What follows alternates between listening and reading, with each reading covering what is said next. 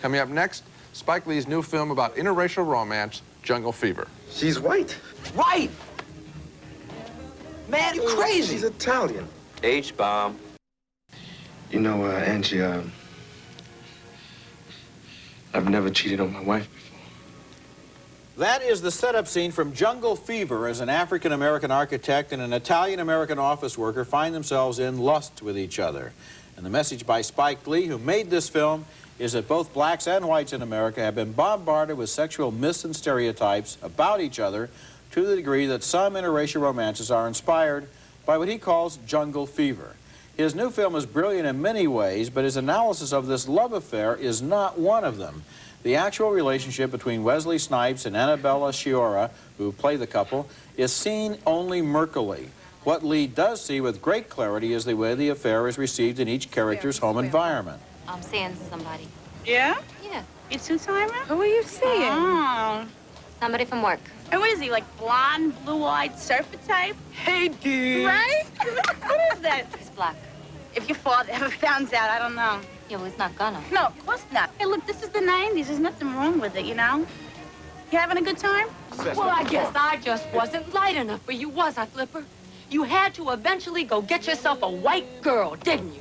Snipes is married, and his wife, played by Lonette McKee, lacerates him with the outspoken frankness that's typical of a Spike Lee film. I've told you what happened to me when I was growing up. I've explained to you.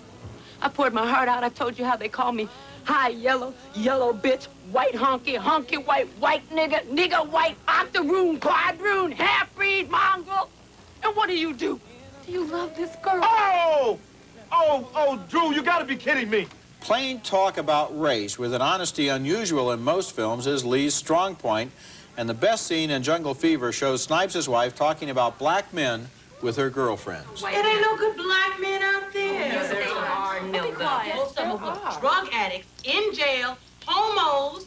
The good ones know they just so they got 10 women at a time, leaving babies all over the place. We're looking in the wrong places.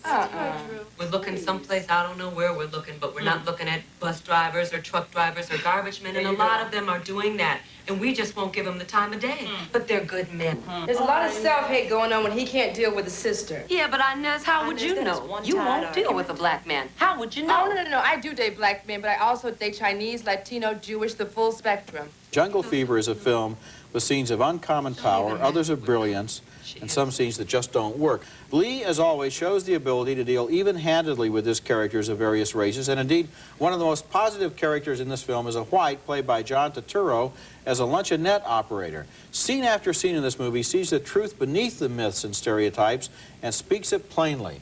My only disappointment is that Lee seems to see the interracial romance itself mostly from the outside. He doesn't paint those two characters, so we feel that we really know and understand how they feel about one another.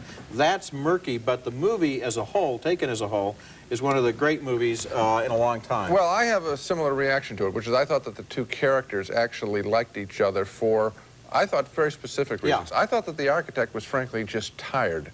Tired, certainly at work. We've seen that. He's had a tough time being the one black executive in this architectural firm. He's fed up. Life at home, well, everybody's life at home is rough. So he's down. So he's susceptible to trying to just get some momentary surcease from all the pain. She, I think, likes the guy. Yeah. He's a nice guy. So why shouldn't? So that part, I think, isn't what he's been selling as a sort of salacious. Spike has been going around giving interviews about how these people are attracted to each other because of black-white stereotypes, and it's not there in the movie. I don't think it's on the screen. However, it is all, as you said, it is all of the other stories, and I want to talk about this John Turturro character. Now, he played the racist son in Do the Right Thing. Here it's just the flip side. He's the Italian-American who embraces other people. In fact, he has sort of a crush on a young black executive woman who shops at his candy store. And there's a shot, the same thing was true in Do the Right Thing, where he just takes a camera shot outside a window looking at this guy who's all alone. All of his friends are racists.